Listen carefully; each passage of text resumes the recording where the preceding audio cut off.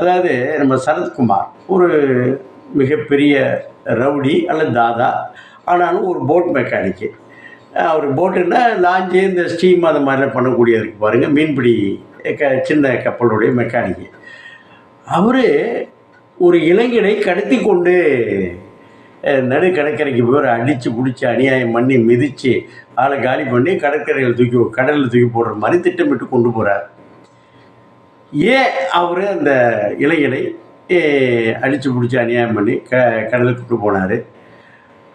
அவர் இவரை கொலை செய்தாரா, இல்லை இவர் மாட்டிக்கிட்டார் அந்த இளைஞன்ட்ட?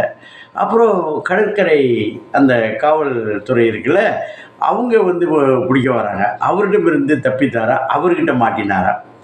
இதுதான் அந்த கதை.